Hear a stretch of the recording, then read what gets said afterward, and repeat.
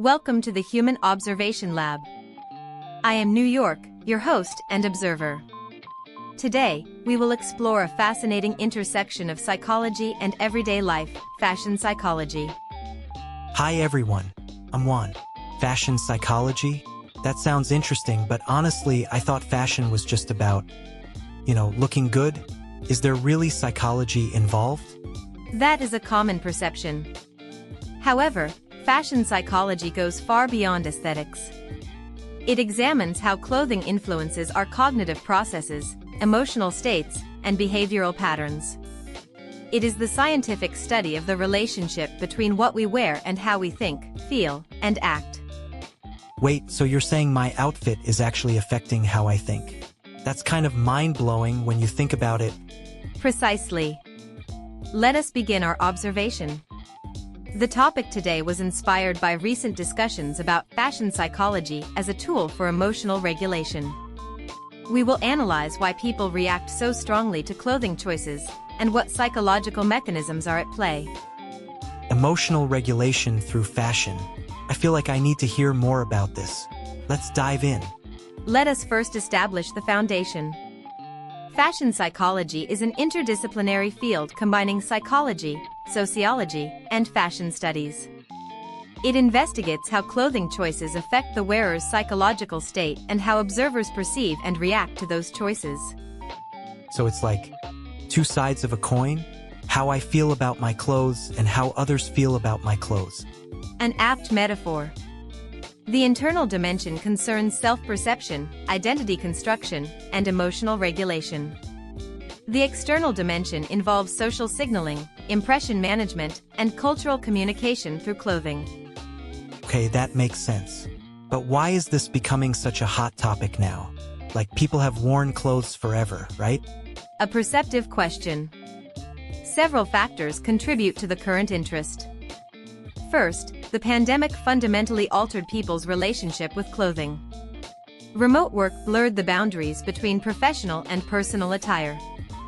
Second, social media amplified the visibility of fashion choices, creating new psychological pressures and opportunities for self-expression. I remember that.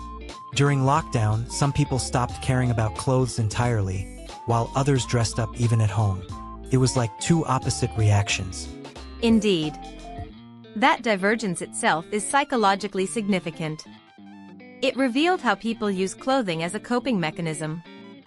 Some sought comfort in familiar, relaxed attire. Others maintained structure through deliberate dressing routines. Both responses represent attempts to regain psychological control during uncertainty. That's really interesting. So fashion isn't just about appearance, it's about mental stability? In part, yes. Recent articles have specifically highlighted fashion as a tool for emotional regulation. This perspective positions clothing not merely as a social signal, but as a personal psychological resource. A mechanism for managing internal states. I think I do this sometimes. Like wearing something comfortable when I'm stressed, or dressing up when I need confidence. Is that what you mean? Exactly. However, the psychological mechanisms involved are more complex than simple comfort seeking. To understand them properly, we must examine a concept called enclothed cognition. Enclothed cognition? That sounds like a fancy academic term. What does it actually mean? Enclothed cognition is a term coined by researchers Adam and Galinsky in 2012. It refers to the systematic influence that clothing has on the wearer's psychological processes. The term combines enclothed, meaning clothed, with cognition, referring to mental processes. So it's about how wearing clothes affects our thinking. Did they actually prove this scientifically? Yes. Their landmark experiment involved participants wearing a white lab coat. The twist was that different groups were told different things about the coat. One group was told it was a doctor's coat. Another group was told it was a painter's coat. A third group simply saw the coat without wearing it. Wait, it was the same coat? Just with different labels attached to it? Precisely. The same physical object. Participants then completed tasks measuring attention and focus. The results were striking. Those who wore what they believed was a doctor's coat showed significantly higher attention and focus compared to the other groups. That's incredible. So just believing the coat was a doctor's coat made people more focused? It's like the clothes changed how their brains worked? That is the essence of enclothed cognition. Adam and Galinsky proposed that it involves two components. First, the symbolic meaning of the clothing, and second, the physical experience of wearing it. Both must be present for the effect to occur. So the meaning we attach to clothes, combined with actually wearing them, that creates this psychological effect. Correct. The symbolic meaning is culturally constructed. A white lab coat represents precision, care, and scientific authority in our culture. When you wear it, that symbolic meaning becomes psychologically activated. This is why the painter's coat group showed no improvement, despite wearing the identical physical object. Wow. So our brains are basically reading cultural symbols and then acting them out? That's both amazing and a little unsettling. It reveals how deeply embedded we are in cultural meaning systems. We do not merely wear clothes, we wear meanings. And those meanings shape our cognition, often outside our conscious awareness. This makes me think about all the times I've dressed up for something important. Job interviews, presentations. I always felt like the clothes helped me perform better.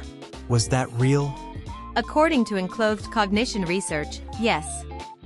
The phrase "dress for success" has psychological validity. Professional attire carries symbolic associations of competence, authority, and seriousness. Wearing such attire can activate these qualities in the wearer's cognitive processing. But wait, does this mean we're being manipulated by our own clothes? Like, who decided that a suit means competence? That question leads us to an important observation. The symbolic meanings of clothing are socially constructed, often through historical processes and commercial interests.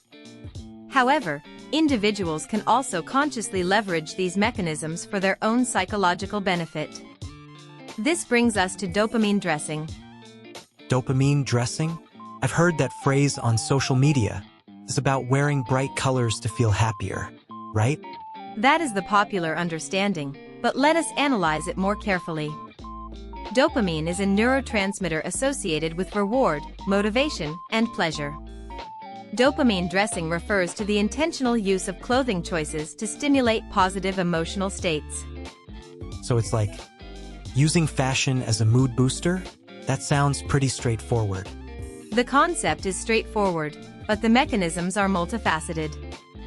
First, color psychology suggests that colors can influence mood through both biological and cultural pathways. Bright colors may stimulate arousal and positive associations. Second, the act of deliberate self-care through clothing selection can generate feelings of agency and control. Agency and control. I think I understand. When everything feels chaotic, choosing what to wear is something I can control. Precisely. This connects to what psychologists call compensatory control. When people feel uncertain or powerless, they often seek areas of life where they can exert control. Clothing choices offer an accessible domain for this. The ritual of selecting an outfit becomes a small but meaningful exercise of agency. That really resonates with me. There have been days when just putting together a nice outfit made me feel more capable, like I had my life together even if I didn't. This observation aligns with the concept of enclothed cognition we discussed earlier. The symbolic meaning of put-together attire includes competence and readiness. By wearing such clothing, you activate those associations in your own cognition, creating a self-fulfilling psychological effect. But here's something I'm wondering about. Is this actually healthy? Like relying on clothes to feel okay? Shouldn't we be able to feel confident without external things? A thoughtful question that reveals a common assumption, that true confidence should come from within, independent of external factors.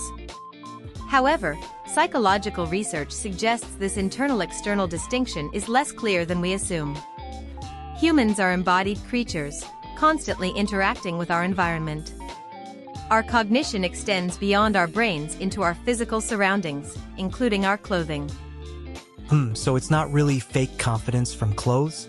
It's more like using all the tools available to us? That is a more accurate framing. Fashion psychology experts have emphasized that clothing should be viewed as a tool for emotional regulation, similar to how we might use music, exercise, or environment to manage our mental states. It is not about dependency, but about having a diverse toolkit for psychological well-being. I like that perspective. It feels more empowering somehow, like I'm making a choice to use fashion intentionally, rather than being controlled by it. Intentionality is indeed key. The psychological benefit comes from conscious, purposeful engagement with clothing choices. This contrasts with compulsive or anxiety-driven clothing behaviors, which can become problematic. Let us now consider the broader implications.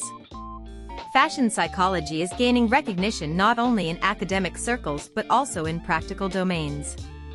Marketers are increasingly applying psychological insights to understand consumer behavior. Mental health professionals are exploring fashion-based interventions. So this isn't just about individual choices? It's being used by businesses and therapists too. Indeed. Recent developments include psychology sharing communities for marketers, where insights about consumer psychology are exchanged. This reflects growing recognition that understanding the psychological dimensions of fashion is valuable for both individuals and organizations. That makes sense. Companies want to know why we buy what we buy. But is there a downside? Like, are we being manipulated? The potential for manipulation exists, as with any psychological knowledge. However, awareness itself can be protective. Understanding fashion psychology empowers consumers to make more conscious choices, rather than being influenced without awareness. That's a good point. Knowledge is power, right? If I know how clothes affect my mind, I can use that knowledge intentionally. Precisely. Moreover, the field continues to evolve.